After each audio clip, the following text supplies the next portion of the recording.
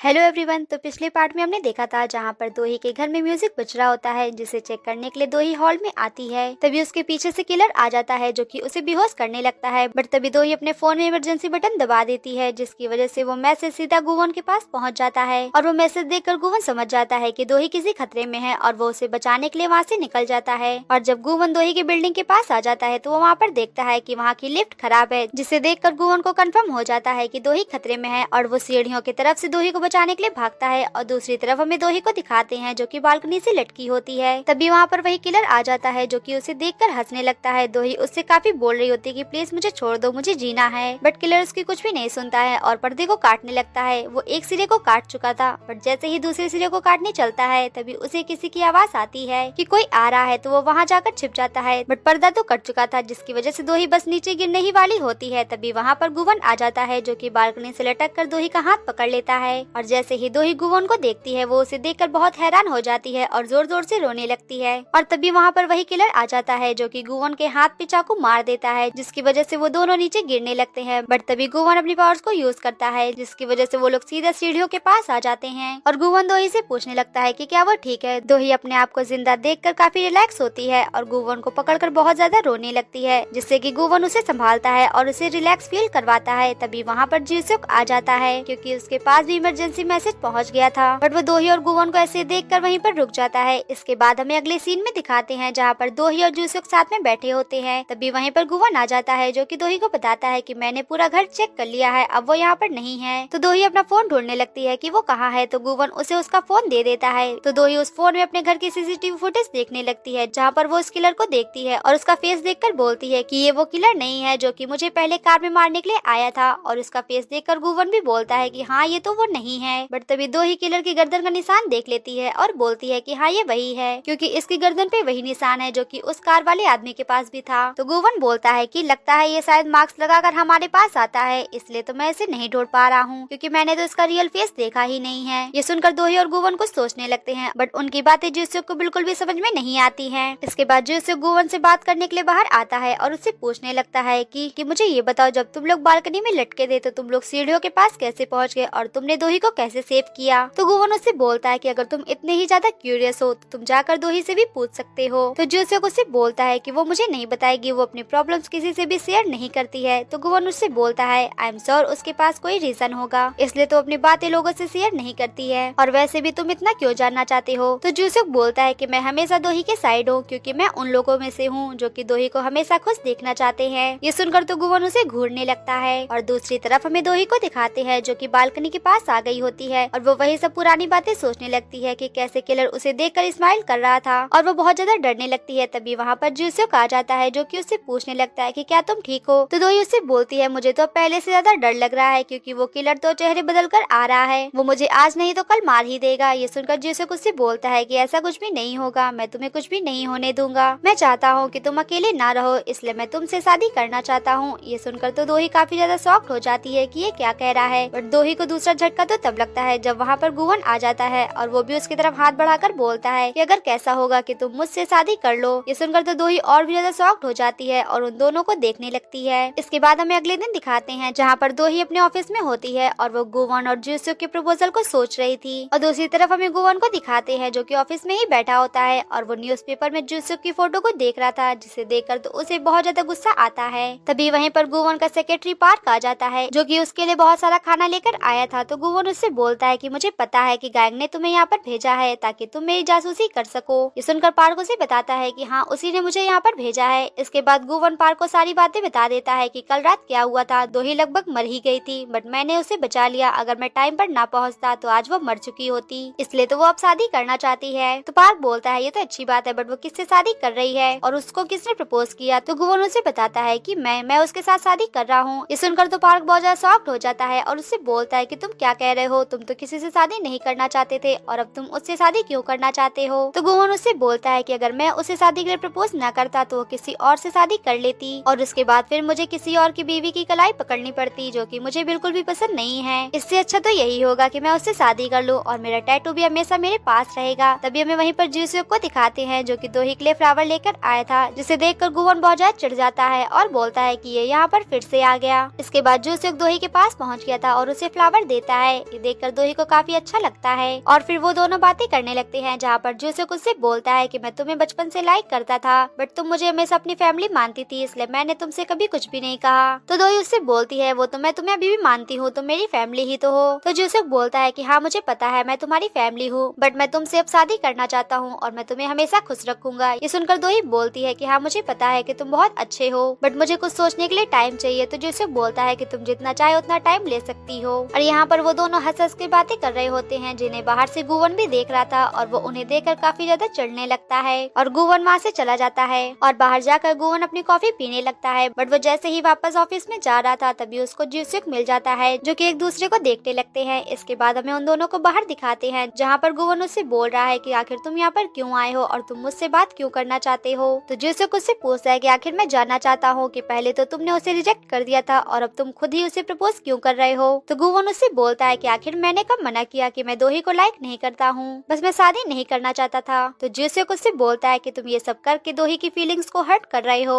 तो गुवन उससे बोलता है कि भला मैं दोही की फीलिंग को क्यों हर्ट करूंगा। तभी उसके पास सिन का मैसेज आता है कि दोही बाहर जाने वाली है। तो गुवन वहाँ से जाने लगता है। तभी जियोसुक उसे फिर से रोक कर बोलता है कि तुम अपनी लाइन क्रॉस मत करो। तो गुवन उससे बोलता है कि ऐसी कोई लाइन बनी ही नहीं है जिसे मैं क्रॉस ना कर सकूं, और ये बोलकर वो वहाँ से चला जाता है। इसके बाद हमें दोही और गुवन को कार में दिखाते हैं, जहाँ पर दोही गुवन से पूछती है कि पहले तो तुमने मुझे रिजेक्ट कर दिया था, बट अब तुम मुझे खुद ही प्रपोज क्यों कर रहे हो। बड़ी बातें सुनकर गुवन तो चिढ़ जाता है कि सब लोग मुझसे यही क्यों पूछ रहे हैं कि मैं तुम्हें प्रपोज क्यों कर रहा हूँ। इसके बाद हमें न्यूसुक के इवेंट में दिखाते हैं, जहाँ पर वो एक्टिंग चेयरमैन बन चुका है, जिसका वो लोग सेलिब्रेशन कर रहे हैं। तभी वहीं पर दोही आ जाती है, जो कि न्यूसुक के पास आकर बोलती है कि मुझे लग रहा है कि होस्ट ने गलत अनाउंस कर दिया है कि तुम चेयरमैन बन चुके हो। तो न्यूसुक उससे बोलता है कि आखिर तुम्हारे बोलने का क्या मतलब है। तो दोही उन्हें बताती है कि कल मैं शादी कर रही हूँ। ये सुनकर तो वो लोग बहुत शॉक्ड होते हैं। दोही उनसे बोलती है कि मैं जल्दबाजी में इनविटेशन कार्ड नहीं छपवा पाई, इसलिए मैं तुम लोग को यहाँ पर बताने आई हूँ कि कल मेरी शादी है, और वैसे भी तुम लोग तो मेरी फैमिली ही हो ना, इसलिए प्लीज मेरी शादी में जरूर आना। और ये बोलकर वो स्टेज के नीचे आ जाती है। तभी वो वहाँ पर गुवन को ढूंढने लगती है, बट तभी उसे वहाँ पर किलर भी दिख जाता है, जिसे देखकर तो वो काफी ज्यादा डरने लगती है। और जैसे ही उसकी तरफ बढ़ती है तभी उसका पैर मुड़ जाता है, जिसे कि गुवन आकर पकड़ लेता है और उससे पूछने लगता है कि तुम्हें क्या हुआ। तभी वो वहाँ पर फिर से किलर को देखती है, जो कि अब वहाँ से जा चुका था। तो दोही बोलती है कि नहीं कुछ नहीं हुआ। इसके बाद हमें शादी वाला दिन दिखाते हैं, जहाँ पर दोही तो बहुत अच्छे से रेडी हुई होती है,